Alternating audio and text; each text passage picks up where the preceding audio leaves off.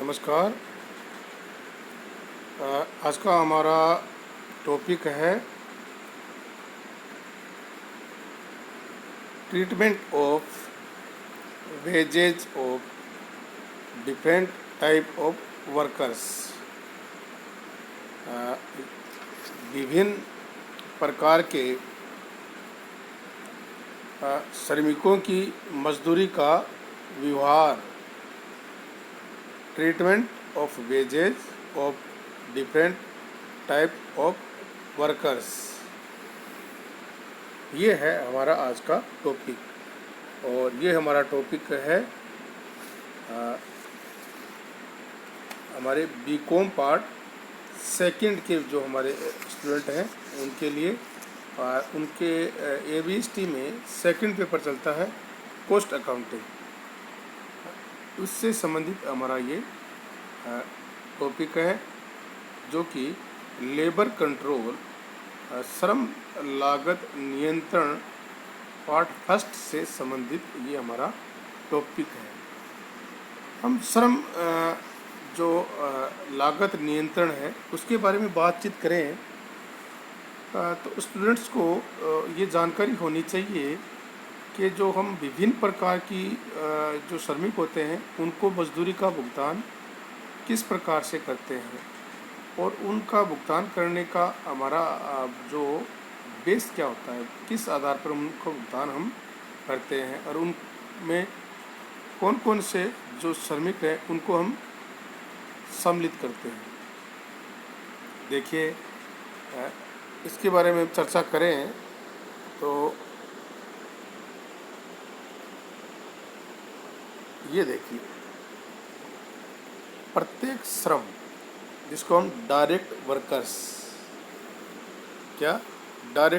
बोलते हैं, direct workers का यहाँ आज से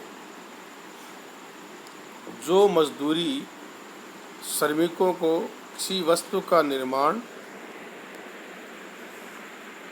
करने पर दी जाती है, प्रत्यक्ष मजदूरी होती है।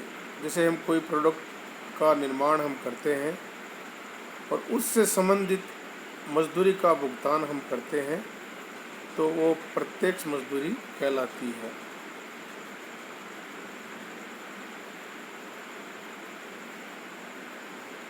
ये राशि संबंधित कार्य में व्यय के रूप में लिखी जाती है। ये जो राशि होती है उसको हम व्यय के रूप में लिखते हैं तथा मूल लागत या प्राथमिक लागत की जानकारी इस राशि को सम्मिलित किए बिना अपूर्ण रहती है।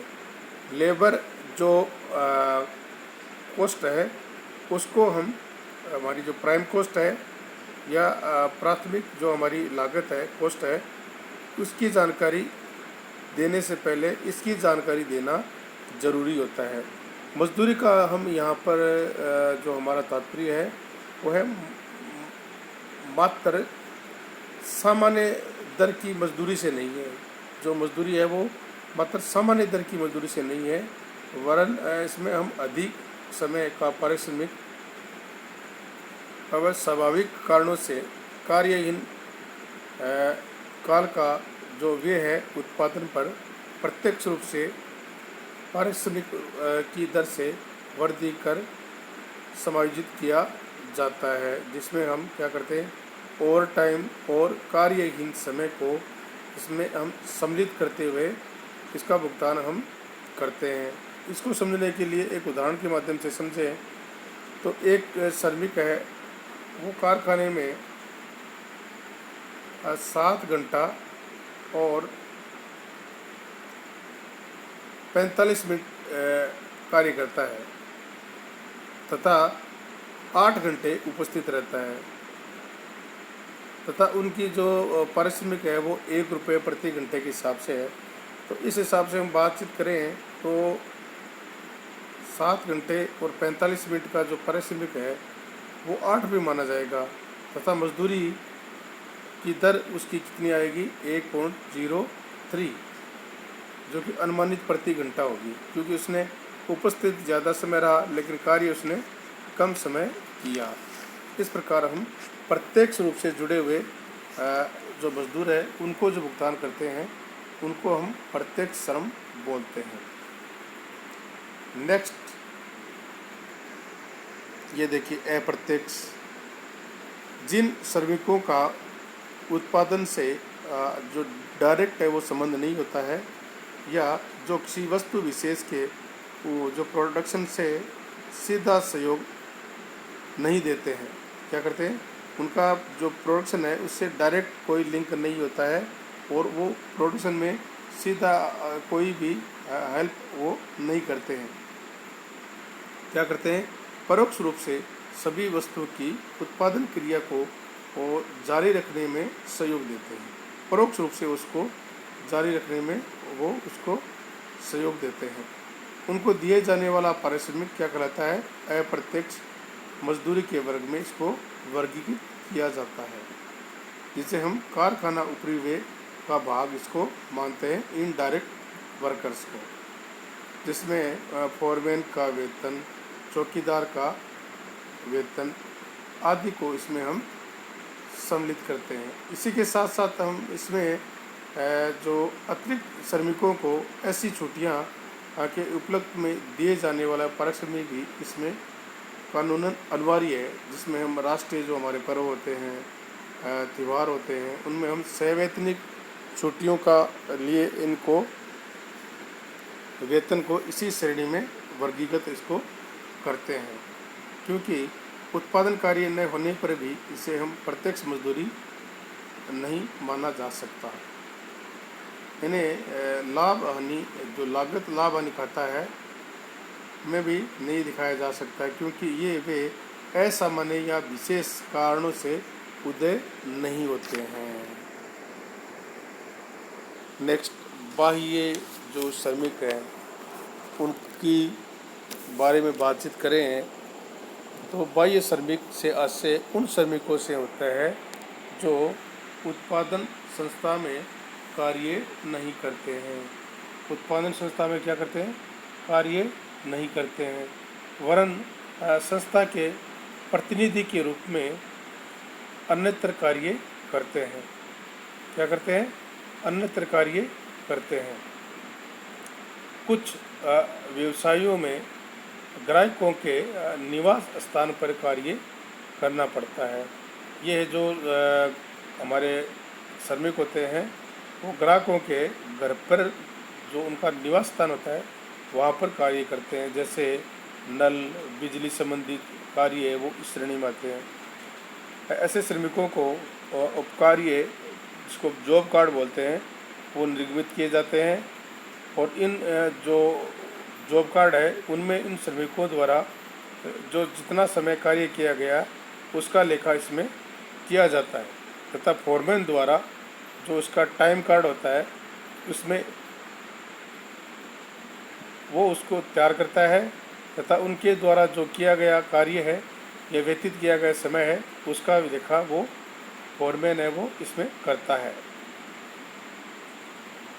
इस प्रकार की व्यवसाय की जो प्रकृति है इस प्रकार की होती है कि ग्राहकों के स्थान पर अत्यधिक संख्या में श्रमिक कार्य इसमें करते हैं, तो उनकी उपस्थिति और समय जो बुकिंग है उनके लिए स्वचालित यंत्रों का इसमें प्रयोग किया जाता है, मशीनों का इसमें कार्य किया जाता है। जैसे मशीन है उसमें हम उनकी उपस्थिति रिकॉर्ड कर सकते हैं, उनके आने का और उनके जाने का समय वो उसमें रिकॉर्ड कर देते हैं, तो उसके आधार पर उनका हम जांच कर सकते हैं कि उसने कितना घंटे कार्य किया और उसी के हिसाब से उसका भुगतान हम कर देते हैं। उन श्रमिकों को हम बाह्य श्रमिक बोलते हैं।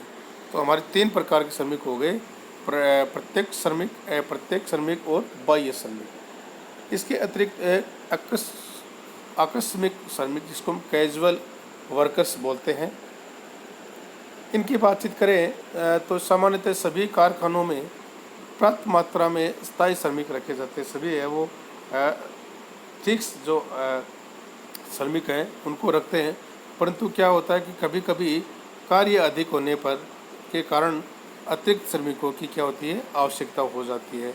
जिससे अस्थायी श्रमिकों की नियुक्ति द्वारा हम इसको क्या करते हैं, पूरा करते हैं। स्थायी नियुक्तियाँ स्थायी श्रमिकों के अल्प समय के अवकाश लेने पर भी की जा सकती है। जैसे कोई छुट्टी चला गया तो उसके स्थान पर किसी नए कर्मचारी को हम काम पर रख सकते हैं और छुट्टी पर आने पर उसकी छुट्टी हम कर देते हैं। ऐसे सभी को हम आकस्मिक श्रमिक बोलते हैं और उनकी नियुक्ति है वो कारखाने के उच्च उत्तरदायी अधिकारियों द्वारा भी की जा सकती है। ये 3 के स्थान पर हमारा 4 प्रकार के वर्कर इसमें सम्मिलित हो गए और एक हमारा वर्कर होता है प्रशिक्षित श्रमिक, परीक्षार्थी श्रमिक, इसको अपिटन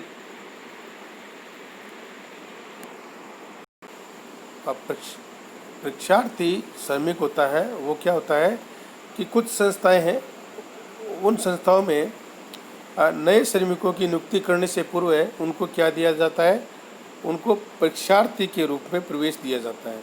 उनको एक ट्रेनिंग के रूप में प्रवेश दिया जाता है कि वो ट्रेनिंग का जो कार्य है वो पूरा करने के बाद ही उनको नियुक्ति दी जाएगी। प्रशिक्षण जो उनका काल होता है उससे व्यवसाय की प्रकृति के अनुरूप दीर्घकालीन भी हो सकता है और अल्पकालीन भी हो सकता है। कुछ संस्थाएं प्रशिक्षण काल में कोई पारिश्रमिक का भुगतान इसमें नहीं करती हैं और शेष घटी हुई दरों पर पारिश्रमिक का भुगतान उसको किया जाता है।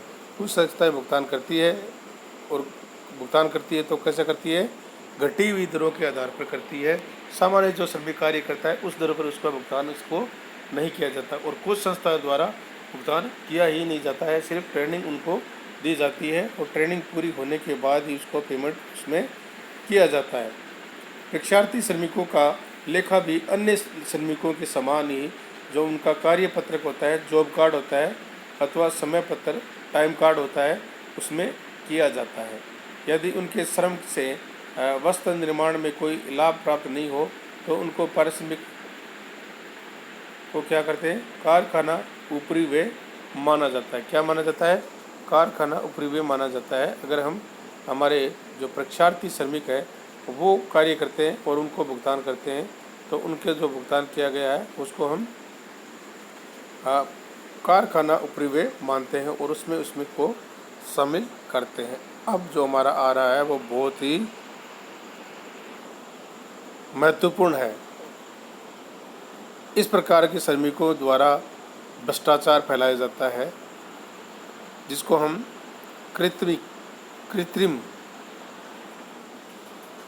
या भूतहा श्रमिक बोलते हैं। जिस प्रकार भूत दिखाई नहीं देता इसी प्रकार ये जो कृत्रिम श्रमिक होते हैं वो दिखाई नहीं देते हैं। जब किसी कारखाने में गबन हेतु मास्टर रोल में मिथ्या श्रमिक दर्शाए जाते हैं, जो श्रमिक वास्तव में कारखाने में काम करते नहीं हैं उनको भी मास्टर रोल में दिखाया जाता है, जबकि वह श्रमिक संस्था में कार्यरत है ही नहीं तो उन्हें हम क्या बोलेंगे, भूतहा या कृत्रिम श्रमिक इसको हम बोलते हैं। ऐसे बनावटी या बॉक्स श्रमिकों को दिया गया पारिश्रमिक संस्था के धन का क्या होता है, दुरुपयोग होता है। अतः इस प्रकार की धनराशि चोरी पर कठोर नियंत्रण करके इसको रोका जाना चाहिए। समस्त प्रयासों के बावजूद भी इस प्रकार का गबन पकड़े जाने पर इसे असामान्य हानि मानकर लाभ हानि खाते में इसको क्या करना चाहिए, लेखा कर देना चाहिए। तो इस प्रकार के श्रमिकों हमारे कारखाने हमारे फैक्ट्रीज में कार्य करते हैं जिनको अलग अलग दरों पर या अलग अलग नाम से बोलते हैं और उनको भुगतान किया जाता है और उनका हम किस मद से इसको चार्ज करेंगे इसका भी आपको मैंने डिटेल में जानकारी दी है।